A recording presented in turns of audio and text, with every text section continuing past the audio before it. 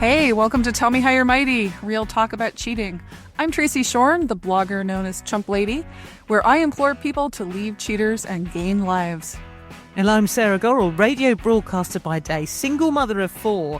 And 13 years ago, my ex walked out on his family for his affair partner. And it didn't feel like it at the time, but my life is so much better without him. And we're here to tell you that you are mighty. We survived infidelity, and you can too. And this is our podcast. Welcome. Hey, this episode we are doing your terrible, terrible in-laws.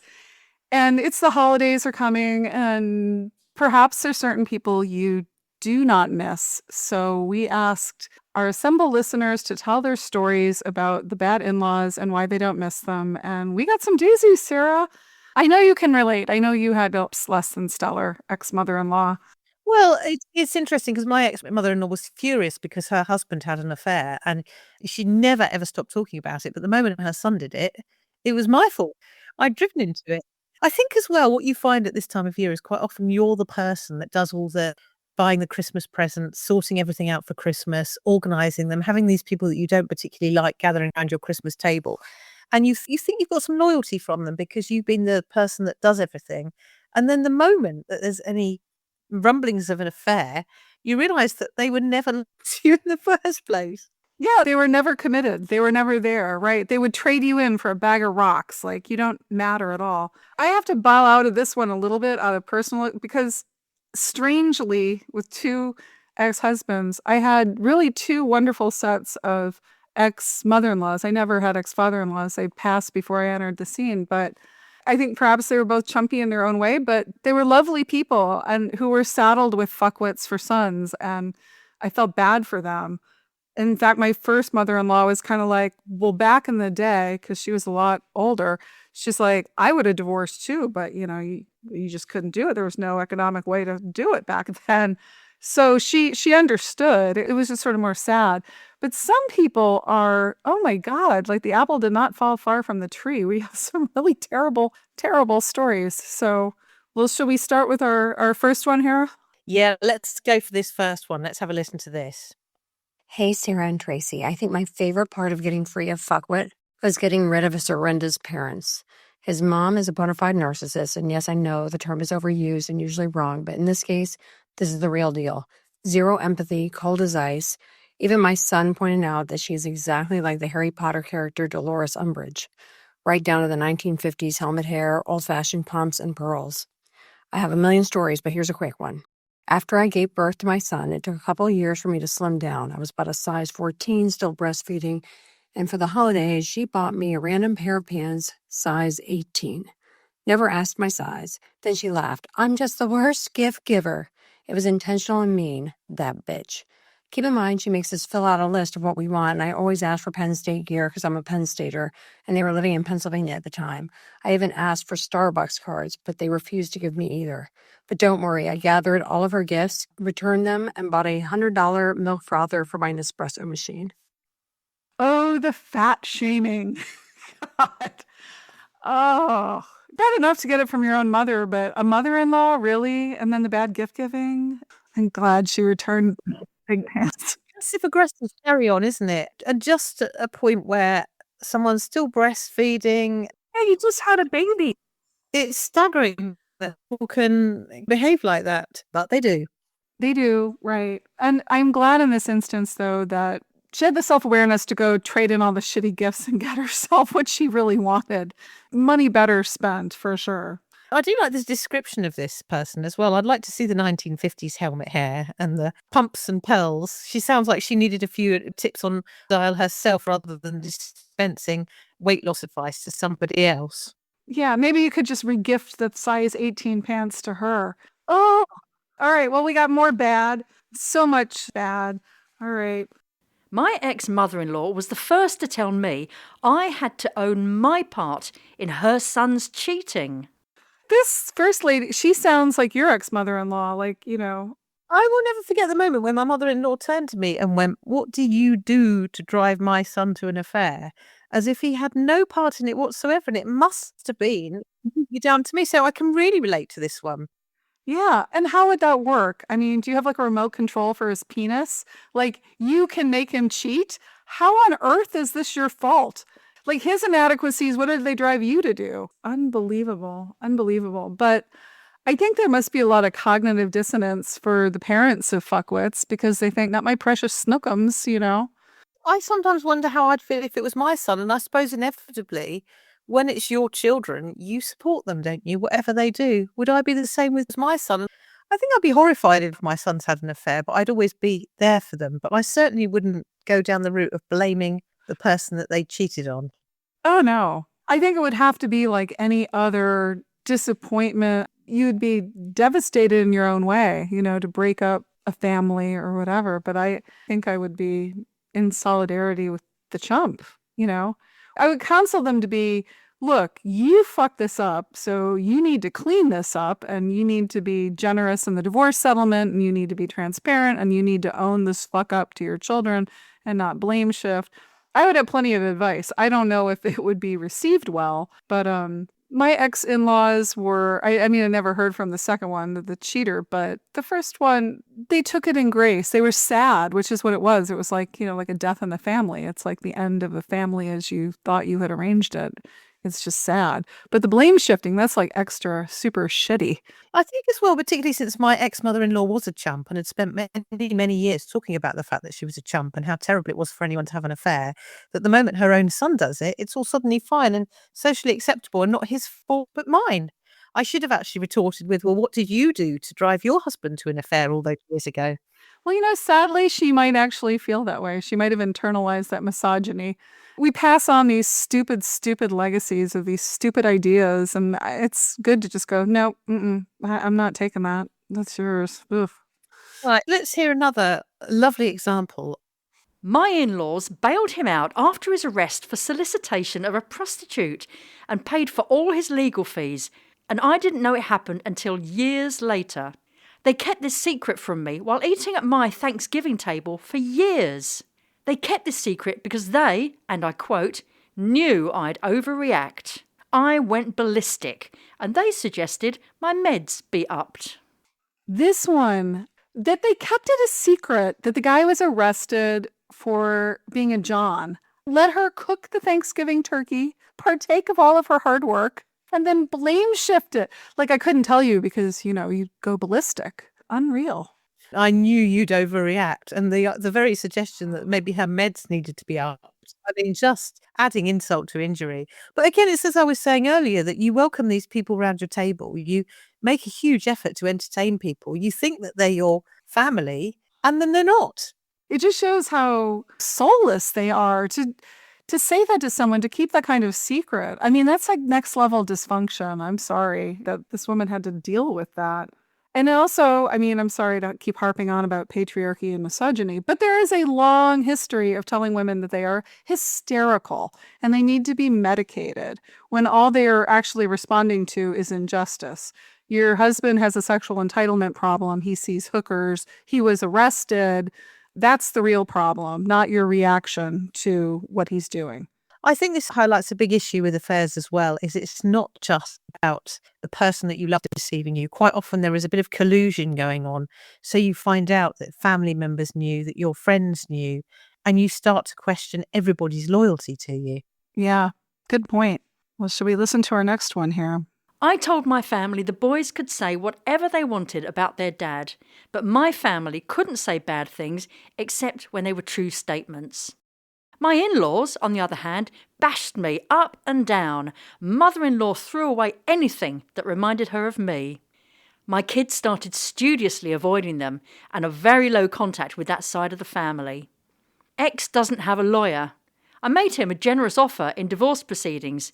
His brother convinced him to ask for 10 times as much. Now he's getting half of my initial offer.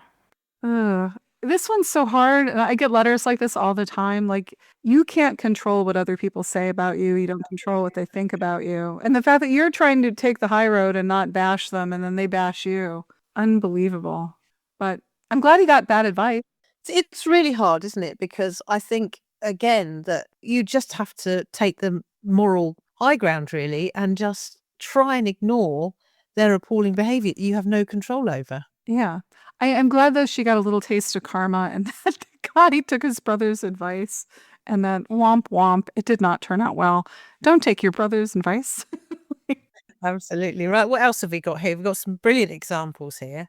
One day I was on my in-laws' drive and just burst into tears when the other woman walked past at school collection time. Other woman is parent a child in my daughter's class. I said to mother-in-law, it's just so painful having to see her every single day.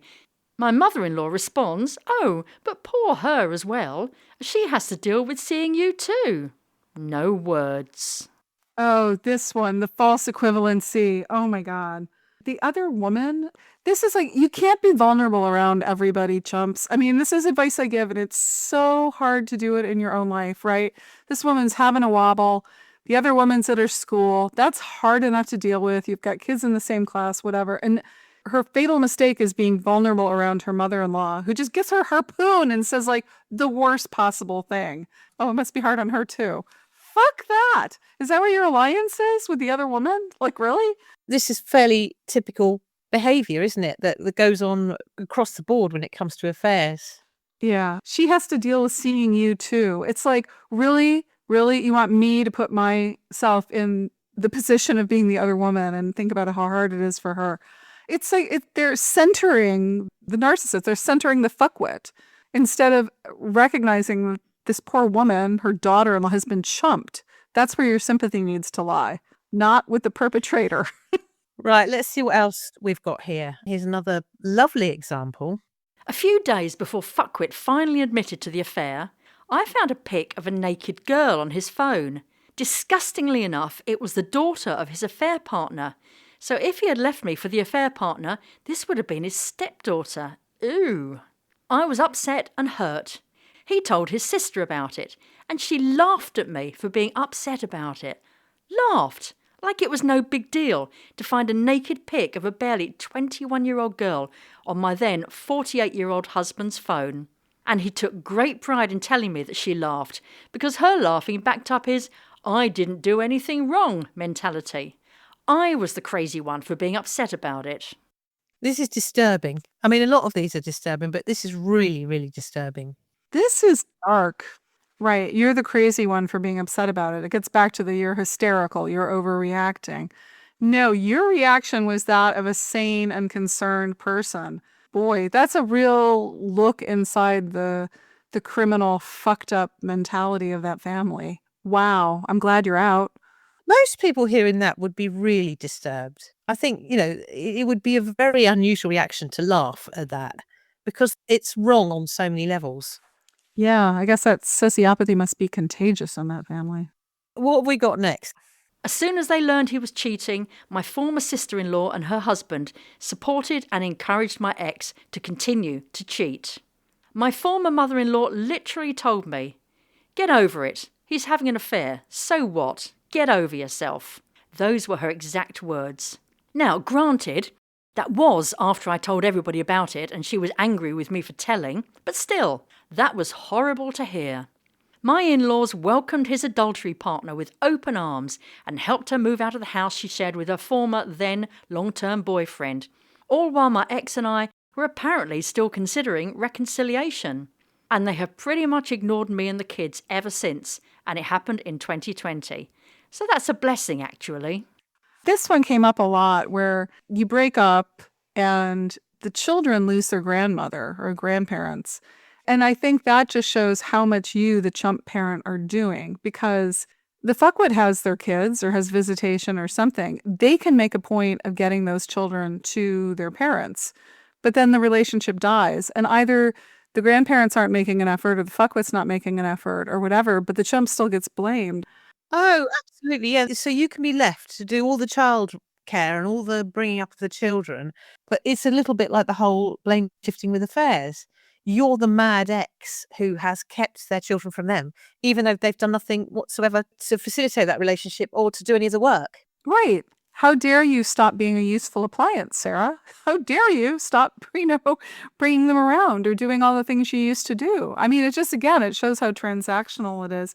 And for this mother-in-law to tell this person, again, who's vulnerable, who this is new to, like, get over it. It's like just an affair. I mean, like, even if you think that, and I know a lot of people think that, even if you think it, you should not say it to somebody who's hurting. It's like humanity 101, right? I don't get it. Let's see what we have next here.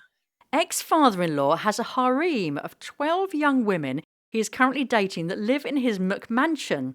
This is a man that was an upstanding man of God. He posted on social media that he was thinking of going on a reality TV show for sugar daddies and sugar babies. More disturbing this. Like the ex-father-in-law with the harem. Ugh. Creep, creep, creep, creep, creep. Well, it's that saying, isn't it? The apple doesn't fall far from the tree. Sometimes there is some behaviour that is learnt here. I always find this strange as well. This is a man who's upstanding man of God. Really? Yeah, sugar daddies, who among us? What would Jesus do? How many sugar babies would Jesus have? It just shows how delusional they are. And thank God that's not your father-in-law anymore. I mean, how do you even do Secret Santa with a harem? Who's getting presents? How do you organize that? Who's sitting where at the table? Again, some of this behaviour sounds utterly and completely exhausting. Right, what have we got next? Can anyone rival that? Oh, I think we can. Both Fuckwit and her mother also have a strong attraction to the occult. Holiday gatherings were often peppered with stories from mother-in-law about what messages she had gotten from her dead relatives lately, which her children were convinced were real. She and Fuckwit used psychics periodically. They once had a reading at our house. I didn't participate. I later found out that Fuckwit had consulted a psychic while pursuing her first relationship outside of the marriage. It angered me a lot that at least part of the reason for her pulling the plug on our marriage might have come from this. Of course, both of them cut off ties with me immediately once Fuckwit started her relationship with her current schmoopy. Spooky occult mother-in-law going to seances and talking to the dead. I mean, this one is just so out there and kind of outlandish. The one advantage of these people having an affair is that they take their mad families with them when they disappear off. And maybe the other woman or other man wouldn't be quite so pleased to get involved if they knew what family they were taking on as well. Right. Well, maybe they ran off with a psychic. Maybe they ran off with, a gypsy fortune teller. Well, I mean, that one was a little comic relief here. Let's finish with some more creepy behaviour. Have a listen to this one. Oh, what a band of losers they were. Father-in-law was creepy and up in your personal space. Mother-in-law was the most unhappy person I've ever met. I now see it was likely because her husband had a very wandering eye. Every holiday was filled with tears and shouting by her. Most of the siblings could not seem to work or keep a job, and some extra creepiness with the brothers. Lots of drinking, focus on bodily functions, and really inappropriate jokes about women and sex. Sisters were doormats for a wide rotation of low-rent men. I was almost always unsettled in their company. I do not miss any of them. A focus on bodily functions. I wouldn't miss that. I wouldn't want to spend my holidays around people who enjoy fart jokes. I mean, I know it's a thing with 14-year-old boys and kids, they find farts hilarious, but the merry band of losers that they are, nobody misses that. Well, this is a lesson, really, that if you are trying to hold on to your cheater, then maybe have a look at the wider social network around them and think, would it be quite pleasant if these people disappeared into the ether with the cheater? Is this a prize worth keeping, particularly if they are accompanied by dysfunction like this? Amen. Yes. Go away. You and your tarot readers. Off with you. Goodbye.